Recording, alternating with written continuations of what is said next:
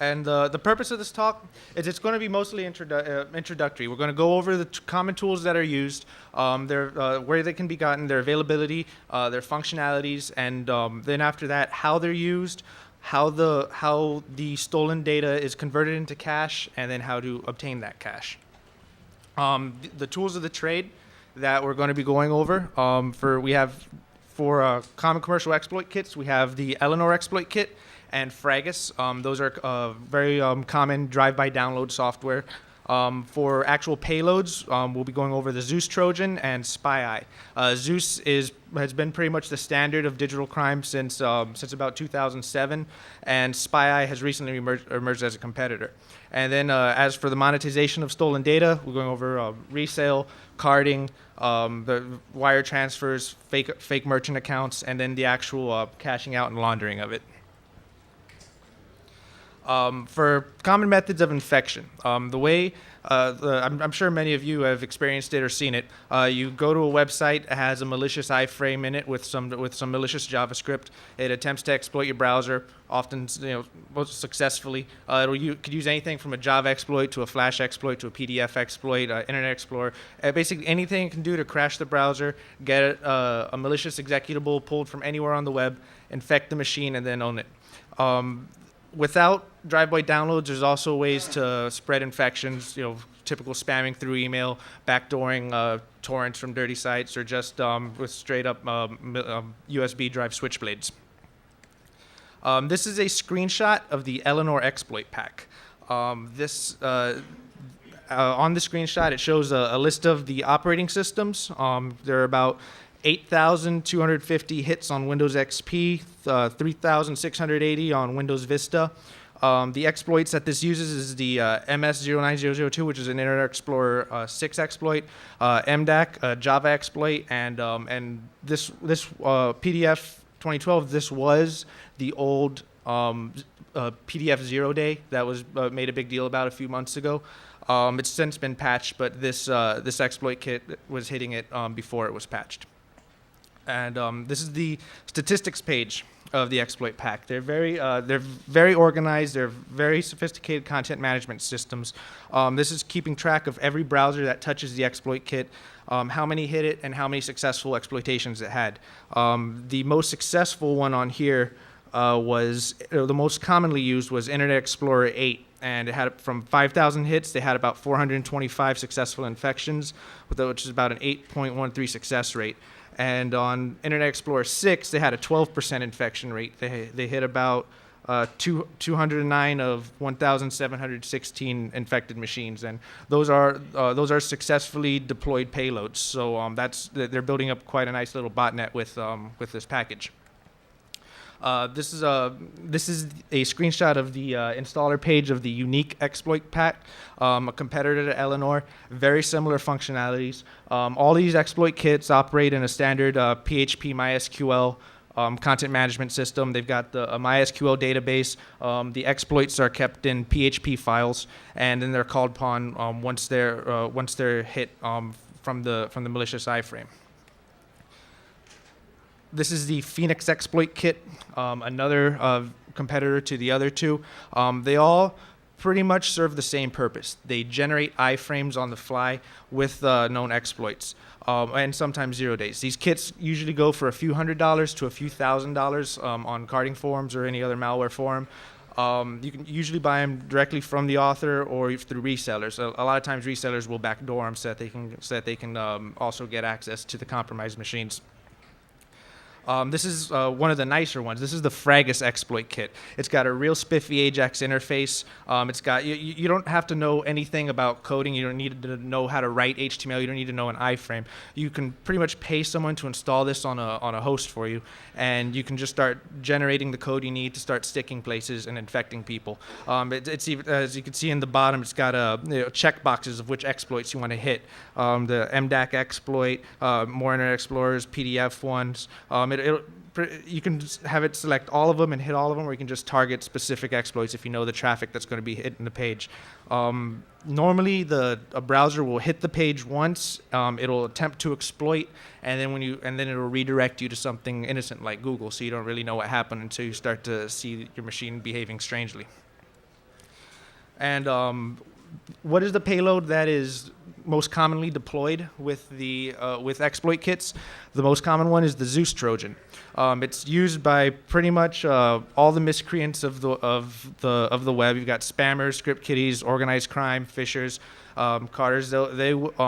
This is kind of a one-size-fits-all Trojan that does all sorts of nastiness. It can be propagated through any of the methods we discussed before: spam, phishing, peer-to-peer, iframes on malicious websites. And the way it works is it'll hook into a lot of malware. Will just create a separate service. When you press Control-Alt-Delete, you'll see some weird thing in your task manager. Maybe you check your MS config, you'll see some weird things running. Zeus will not do any of that. Zeus will hook services.exe. It'll act like a legitimate Windows process and run silently. Every 25 minutes, it'll beacon out to the command and control server with an encrypted post request. It's encrypted with RC4 encryption. And and Zeus is also very similar to the exploit kits. It's just a PHP MySQL interface with an executable that's built with a builder that comes with the package. And every half hour, an infected machine will beacon out to the command and control server, and it'll have a log of all the post requests that's been sent, all the bank logins, all the view states, all the cookies, every credit card number, every form field that's been entered and sent in a post request. It will log it, encrypt it with RC4, and then beacon it out to the command and control server on port 80. So if you're looking for traffic on weird ports and weird traffic, you're not going to find it, because it's behaving as it should. The only thing that can be really done is just look for RC4 traffic coming out over port 80 to some weird website that you've never heard of. This is a screenshot of the Zeus command and control interface. This is an older version. The newest version is 2.0. It still looks pretty much the same. The software retails for about $200 to $200 to $5,000. There's a few leaked versions that are out for free. Of course, those are backdoored. If you use those, someone will quickly take over. And this particular one that we got access to the command and control center of, it had 5,675 infected machines and 4,900,000 reports in the database. So it was an old botnet that had been sitting around for a while, just collecting data from these 6,000 infected machines, and it eventually built up to 4.9 million reports, and that adds up to a lot of passwords, credit card numbers, and session cookies. Here's an example of the report header. I've blacked out, relevant information. It gives the bot ID. Each infected machine will have a unique identifier for that machine. It'll tell you the version of the payload that infected the machine. It'll fingerprint the entire operating system, give you the IP address, and at the bottom where it says source, this is a log from when it jacked some PayPal credentials. On this next page, we see the report of that, and it's grabbed everything: the login email, login password, first name, last name, credit card number, last 3 digits, billing address, an additional email address, city, state, zip, everything you need to pretty much do any type of fraud that you would like. Now, Zeus also has many plugins available, third-party plugins that are targeted directly for financial institutions. Primarily, Zeus is a banking Trojan. It targets financial institutions so that money can be stolen. There are plugins that are written and using a function called the web injects of Zeus, where it will rewrite the HTTP response for your when you log into your bank and you get the HTTP response for the screen. It'll inject additional form parameters, and those form parameters will be what's required to initiate a wire transfer. But you'll just think it's your bank asking for additional security questions. Oh, they're increasing their security, so you fill out the form. As soon as you fill those out, it goes back to this. It checks in with this mule software, and on this specific one, it tells it to automatically transfer between $5,000 to $7,000 the moment that it comes through. And so the moment that the form is filled out, it does a cross-site request forgery to the bank and transfers the money out to a Mule account. And this is a Mule CMS program. And every day, it's scheduled as soon as someone logs in, it'll initiate this transfer. So they'll be pulling even if they're just pulling one person a day, that's still $5 to $7 grand a day that they're doing, and they're definitely doing it to more than one person if they have several thousand machines on their botnet. And it's one of the real nice mule software is called URL Zone, where it'll do that, but in addition to injecting the forms and initiating a wire transfer in the back end, it will rewrite your statement on the HTTP response, so you don't see a balance change. It looks like nothing has taken place until you actually go to the ATM. And Zeus is also notoriously difficult to detect. I took a payload from the Zeus tracker, which is a tracker that monitors known Zeus command and control servers. I just took a payload directly from the tracker. It'd been around for months. It was well known. It was flagged. And I uploaded it to VirusTotal. Less than half detected it. After, I'd say at the time, it had been about 6 months. Less than half detected that this specific public Zeus payload. It was for 19 out of 40. I decided to take that a little further and just run the executable through a very common free code obfuscation. This program is made for legitimate developers to protect their code. If they want to add licensing, they want to prevent people decompiling it. There's a million and one legitimate uses for this program. But if you also run malware through it, it rewrites the signature and makes it much more difficult to detect from antiviruses. So I took this known payload, ran it through the obfuscator, and re-uploaded it to VirusTotal. And only 5 out of 41 detected it. It dropped down to 12%.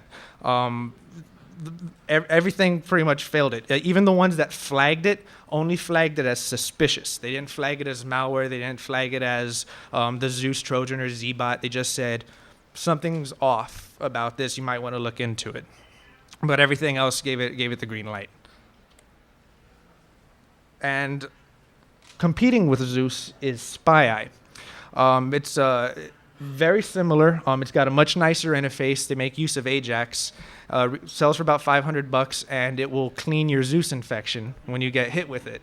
The reason it does this The reason it does this is it wants to be the only banking malware on the machine. The author said in an interview with the Malware Intelligence blog, he was saying that we're going to start seeing trends where malware authors will implement better antivirus solutions than the antivirus vendors, not because they care, they just don't want the competition. They don't want weird conflicts preventing data from going to where it's supposed to go.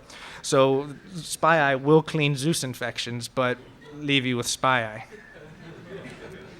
And here's another screenshot of the statistics panel. I blanked out the IP addresses, for obvious reasons, and it's a much nicer interface. It has it's all Ajax based, and it's very nice. And the payload is also more difficult to detect than Zeus because it is used by far less people, and we actually found a website where someone had uploaded a copy of the SpyEye Trojan, and 50 out of 50 failed the antivirus test. It completely sailed through 100% clear, and that's not uncommon. That's the majority of these types of malware. The only ones that are getting caught are real big sloppy campaigns. If someone really wants to set it up, AntiVirus isn't going to fix it. You're still going to get hit, and you won't even know it because most time you get hit with malware, you start getting pop-ups. Your machine gets slow. There's a whole bunch of indicators that something's wrong. These run silently. They're designed so that you think everything is okay. Your computer's running as normal. It's keeping a little log and then beaconing out an encrypted post every half hour to the command and control center, and It's been very effective over the last several years, and it's causing a lot of problems. Now, once you have all this data, say there's the people with the 5 million reports, what do they do with it? Well, they can either sell it to other fraudsters, which is very common. There's internet forums all over the place where they're selling Zeus data and credit card data. They can either sell it by the gigabyte if they don't want to sort it, or they can break it up and go through it and analyze it and sell it individually if they want to invest the time. They could use that data for carding, where just typically ordering stuff, having it sent to a drop, or just the old known carding. And one of the interesting things is a lot of them are. There's been a case where the FTC just discovered about $10 million of fraud through 100 different merchant accounts. And basically what some people had done is they'd set up several hundred merchant accounts in different states. And in order to create a corporation in most states, there's really no verification for it. You can just do it online. As long as you have a valid credit card, you can you can incorporate, and that's not a problem for these guys. And so they'll create a few hundred corporations in different states. Then using fake IDs to establish those and fake IDs to establish merchant accounts, they will start charging each card from a big breach or from a big botnet just a few cents each, and they will make ridiculous sums of money from this. And since it's just a few cents, the majority of the people aren't going to call for a chargeback to question some 50-cent charge or even a $1.50 charge. And this kind of developed after a while. Carders were using charities as checking services to check the validity of their cards. They charge 25 cents, 50 cents, through a charity. If the card works, it's valid. They decided, why give money to charity when we could just create merchant accounts and start getting the money? And they made about $10 million on this one instance that the FTC was able to pop, and this is just one that they were able to find. And then there's also affiliate program fraud, which is also very popular. Set up affiliate accounts, pay-per-click, resale, commission-based, pay-per-lead, any of those. Set it up with fake ID info or real ones if they don't care, and then just start using stolen cards to purchase stuff. And if it's a digital product like an ebook or something, there's a case where a group of people in California uploaded their own song to iTunes and then used a whole bunch of stolen credit cards to download it over and over again. But they got caught because they put their real info. They're stupid. And then you can also it's also used for pay-per-click fraud, where you can take all the infected. And that's another thing about the Zeus botnet and the SpyEye botnet. Every infected machine becomes a SOX 5 proxy, and they get a list of all the infected machines that are currently online. So each one of those you can bounce through to do whatever you want, and it'll be by region. So if you want to rip off a U.S. merchant, you use a U.S. proxy and do what you need to do. And you get lists of thousands, and you could chain those up, and they'll use it for pay-per-click fraud, denial of service, anything like that. And then the most popular one, and as we saw with the Mule software, is fraudulent wire transfers. And they'll use any. It doesn't just have to be a bank. It could be any account that you can fund. It could be a gambling account, bank account, affiliate account, pretty much anything that you send money and it funds it. If they get the credentials, they will attempt to withdraw it. And how is this done? Through the use of mule accounts is a popular one. I'm sure a lot of you have seen spam. Work from home, become a payroll consultant. Human resources from your house, and basically it'll be someone with a bunch of stolen banking creds, and they need someone to go and open up checking accounts that they could wire the money into it, and they could keep some of it and then forward it on. And a lot of them are just people who are getting scammed from, they're really thinking they're working from home. They answered a Craigslist ad or something. And then there's other people who they're in on it, and they know it's up, and they'll use fake IDs, or they'll use the real info and be like, oh, I responded to an ad on Craigslist. I had no idea. And I'm sure a lot of times mule arrangements will be either like a 50-50 or a 60-40. So they'll wire in $10,000 of stolen money from. Method is once the money's been bounced around, it usually ends up either directly cashed out or in a digital. It'll languish in a digital currency account. And back in the early 2000s, it was eGold. They were based in Palm Beach County in Florida. Secret Service raided them because they were being used for laundering by the people who did the TJX breach. And then after that, everyone kind of moved to web money, which is basically like a Russian PayPal, and it has very, very little controls. And you used to be able to move huge sums of money instantly for very little fees. Russia has implemented a lot of financial controls now. They have their own similar Patriot Act legislation over there, and it's caused a lot of fraudsters to move from web money to Liberty Reserve. And Liberty Reserve is a Costa Rican digital currency account. It's as easy as set up an account with Liberty Reserve as with a free email, a Hotmail or Yahoo or something like that. They'll just give you an account number, and so if you're on an underground forum, you need someone to just quickly send you money, you just give them a Liberty Reserve number. They could just instantly transfer the money from their account, send a money order, or just send a wire transfer directly into the Liberty Reserve account. And it's used because it's anonymous. They really don't. They pride themselves on their anonymity. It's used legitimately for a lot of forex trading and some online gambling.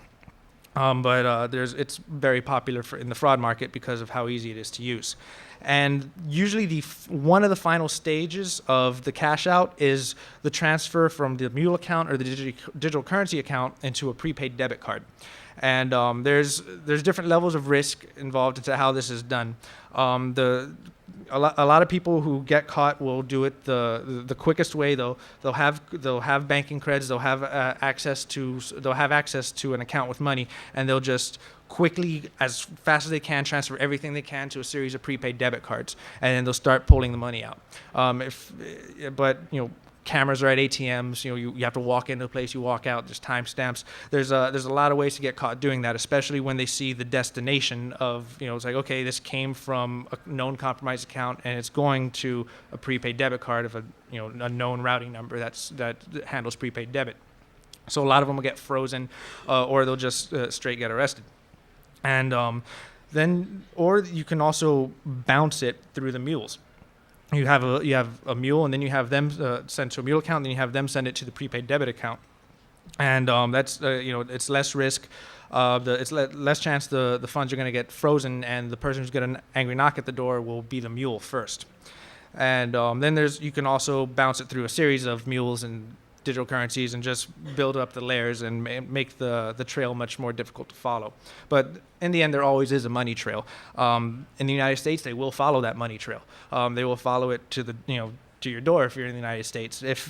But if you're in the Ukraine or you're in Eastern Europe somewhere, if there's no real agreements between the U.S. government and that government, it can be very, very difficult to enforce laws that prevent this.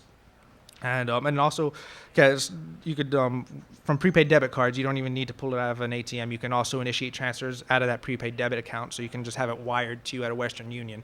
And so there's plenty of methods to actually get that done. And again, some typical methods of money laundering and cash out: take it direct from the stolen account, drop it to a prepaid card to cash out an ATM. Take it from an account, drop it to a mule, and have them pull the money out and physically send you half. And that's what a lot of people in Eastern Europe and Russia will do. They won't deal with any of the digital stuff, and they might pay their mules in preloaded prepaid debit cards, but they'll just want cash sent to their drop because it's the easiest and safest way. And then again, you have again proxying it through several mules, several digital currency accounts, and then cashing it out with a prepaid card. And again, don't try any of this. You will go to jail. They take it very seriously in the United States. They're very heavy-handed with their sentencing here, and more and more, there are more international task forces being formed to combat this type of stuff. Just an example of the heavy-handed tactics, Soup Nazi, the guy who did the TJX breach, 20 years in a U.S. federal prison. One of the people he worked with got 30 years in a Turkish prison for doing transfers out of bank accounts in Turkey. He didn't even live in Turkey. He was passing through. He was flying to vacation somewhere, and there was a stop in Turkey. And since he was known to them, they picked him up, and they're not going to let him go for the next 30 years. It's a Turkish prison. And mitigation. And these techniques, they're going to continue. It's very difficult to stop them. The only thing you can really do is make yourself a less attractive target. AntiVirus isn't going to work. Your bank's fraud controls aren't going to work because they'll transfer the stuff out in increments and patterns that evade the fraud detection. The only thing you can really do lock your browsers down. Try to prevent iframe injection. Don't stick strange USB drives into your machines. Use no script on web. When you're browsing around watching TV shows or downloading wares, use no script. But sometimes you need websites that you need to have JavaScript so you could whitelist them. But for the most part, just keep no script always running.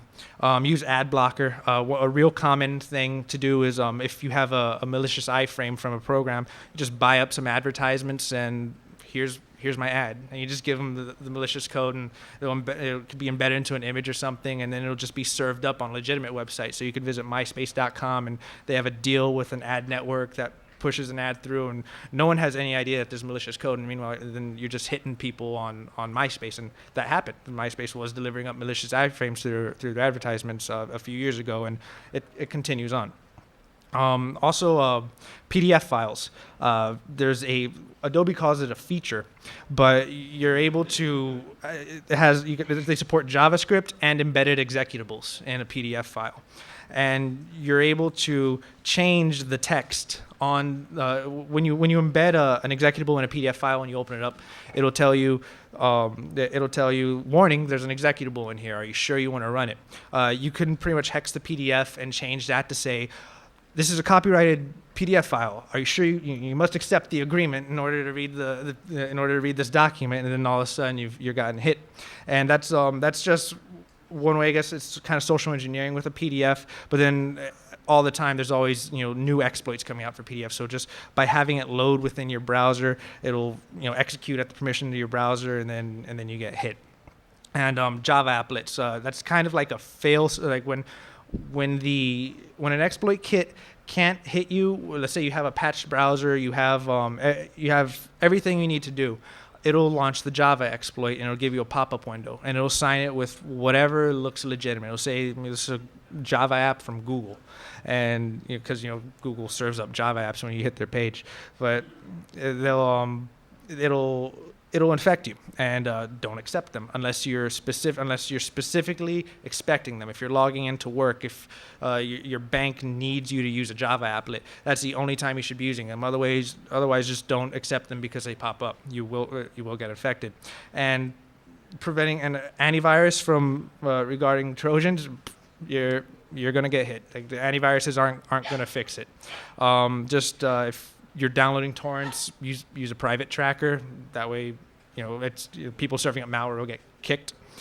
And regarding the bank account theft, don't use your debit card at gas station pumps or stores unless you don't mind everything being pulled out of it.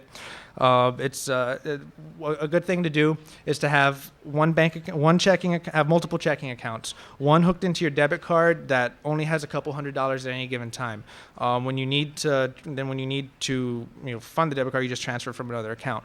That will prevent if your dump gets stolen from a skimmer or something, they're not going to hit you for any more than that's on the debit card.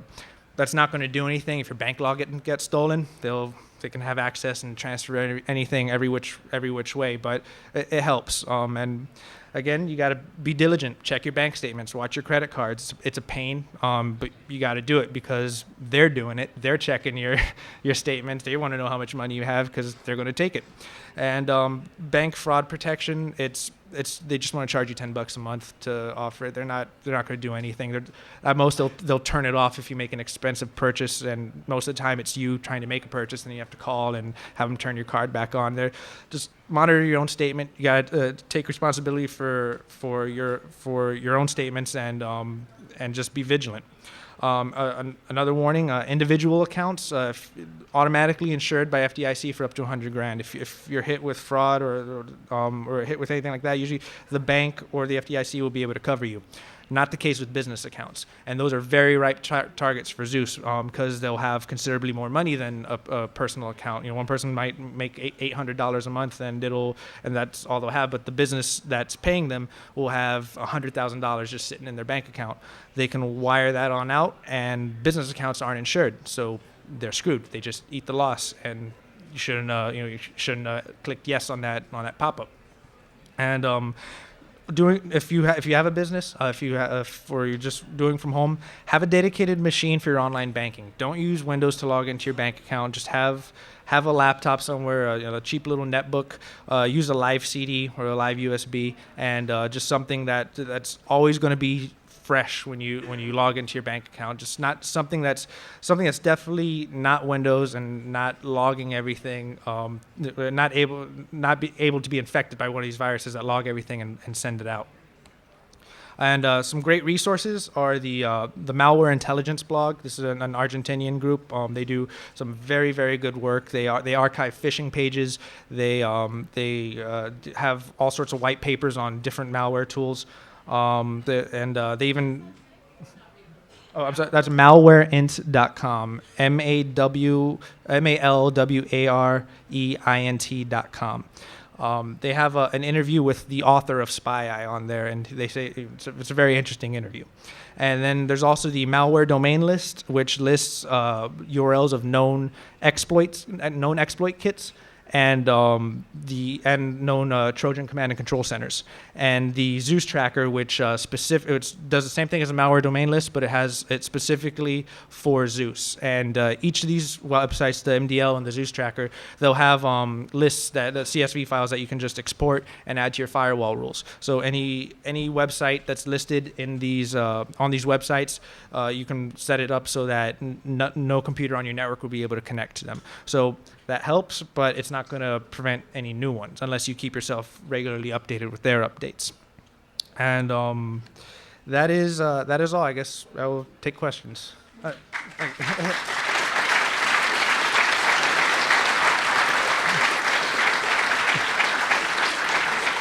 Yeah. Zeus and the malware sites, the command and controls that you took over, how did you find them and how did you take them? They were listed in the Zeus tracker and on the malware domain list. And a lot of the times, the guys putting these together, they're not very skilled. They don't follow proper configuration practices. They don't really know what they're doing. Oftentimes, they'll just pay someone to set it up. So just standard web application vulnerability analysis, you can get into a good portion of. Yes, a lot of them are like that, and additional vulnerabilities as well. Any other question? Oh, yes.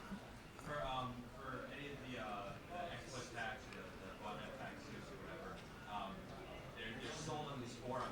Do the authors do anything to make sure you don't just pirate? Yes. Yes, they the builders for SpyEye and the new version of Zeus. They have licensing on it. They'll license the builder to your machine, and they'll set it up like, okay, here's yours. It's only going to work on your machine, and if they upload it to the server and someone rips it, we're hoping it gets cracked eventually, but you won't be able to use the builder unless it's particularly licensed to you. And leave it. Question.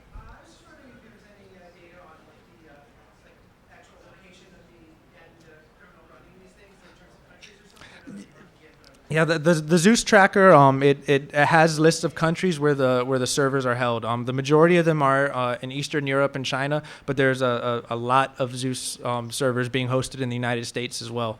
And they get taken down when they're discovered, but they're popping up every single day.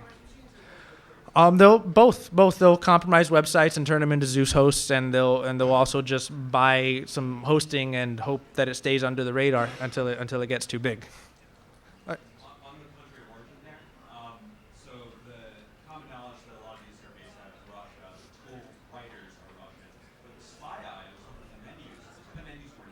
Yes. A lot of the spy author does speak English, and I'm not sure if there's a Russian version of SpyEye. I think it might only be English. But on Zeus, it has two settings. You can either set it to display in Russian or display in English. There's a lot of actors in Europe who use the software and don't read Russian. But the majority of the people doing it, when we look at the log files on the compromised servers, they're coming from Eastern Europe and Russia. But they could be using proxies too if they're smart. They are. Yes. Is the list of domain names in the malware domain list, does that tie into OpenDNS? If the list on malware domain list ties into OpenDNS, I'm not exactly sure of all the details that they have on the malware domain list. The primary functionality I know is that you can export the list and add it to your firewall rule set. I don't know the specifics on the OpenDNS though. I'm sorry. Yeah, you. Oh, go for it. At one point you said these guys are not very sophisticated, and most of the time they don't know what they're doing. But in the way you explained it, the Trojan, it's using very sophisticated. Yes, the writers. Yeah. Yes. What's your outlook on that?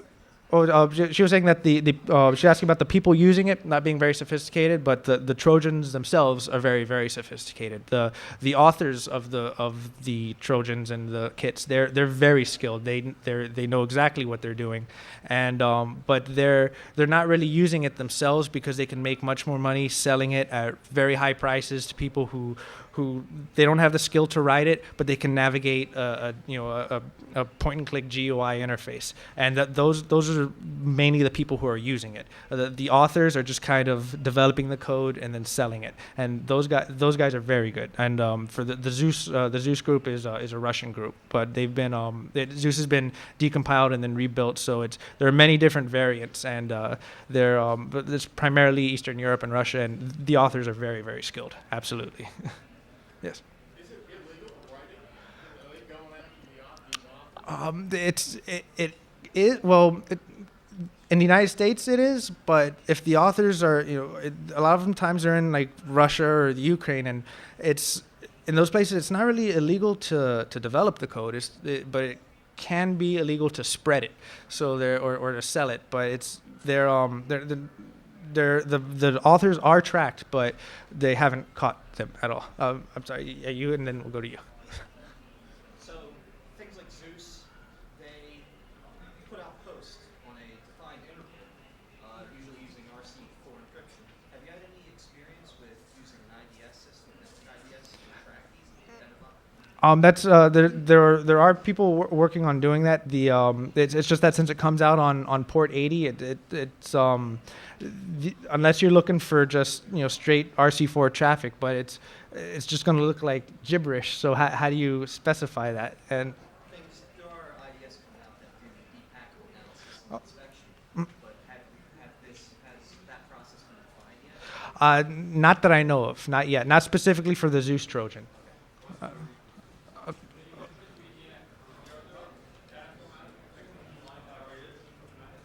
The Flash, he was asking if the PDF files are vulnerable, if there are any other file formats that are vulnerable like that.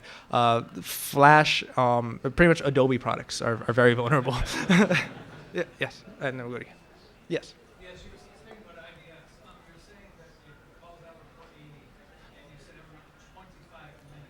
Yes. Is that a reliable figure, or have they changed that from Maybe on the new one they've changed it. I'm not sure. But definitely on the old one, it's standard. It's a standard beacon every 25 minutes.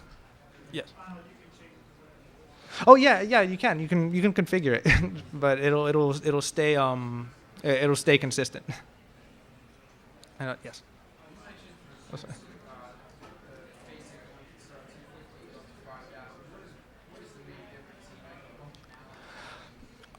It's mostly detection. The detection of the payload by antiviruses. The older versions that are cheap, they're gonna be detected by a lot more antiviruses, and the newer ones, they'll sometimes 100% undetection rate. Yes. You mentioned that Zeus will inject additional form fields. Yes. Back to the server, also alter the hosts. Does that mean it has browser-specific hooks? Yes, it hooks in. It's definitely hooks in. For the majority, the older versions only hook Internet Explorer, but the newer ones have Firefox. Will also hook Firefox as well. I'm sure someone's developed a plugin for it by now, but I haven't seen it. Yes. Actively trying to avoid researchers getting their payload. Yes, they'll try to just try to secure their servers and stuff, but Sniffing browser strings and Oh, yes, actually, yes. If you try to if you try to hit an exploit kit with Ubuntu or something like that, a lot of times you'll just directly redirect to Google or just show a blank page and won't attempt to do anything because it's the wrong user agent. It does detect user agent. Yes. When I make a wire transfer with my bank account, the bank supplies me with like a card reader, but every time I make a wire transfer, Okay. it like there's like some kind of open, it talks to the card reader. Is that something that we can get?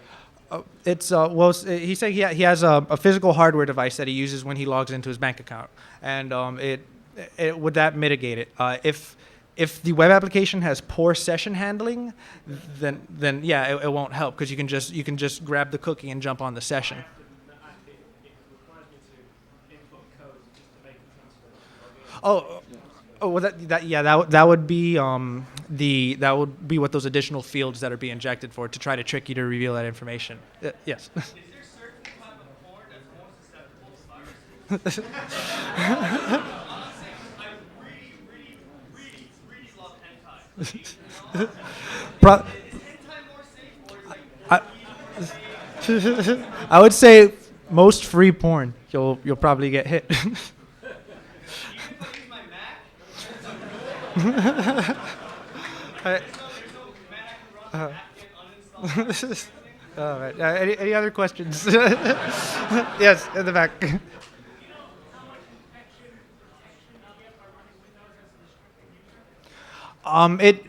It can. Yeah. Again, if it's being hit with an exploit, like an exploit kit, it's not really going to help much. But if for just someone who's picking up a USB drive and sticking it in their machine, it might help.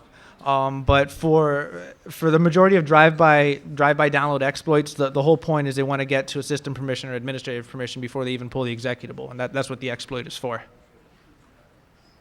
And any other questions? Oh, yes. We have seen OS X exploits on exploit kits.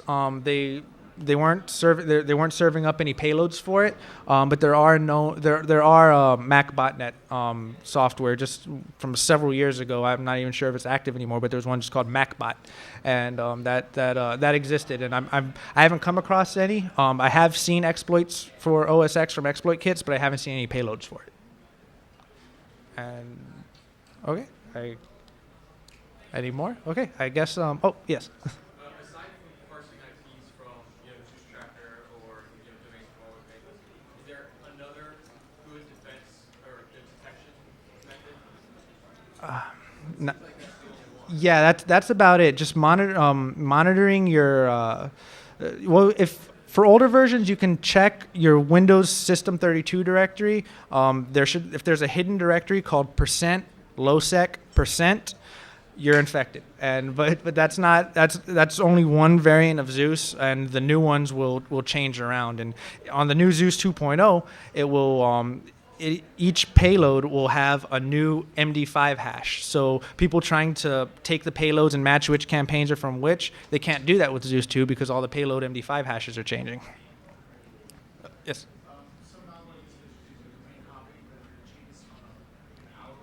Oh, yes, the fast flux domain.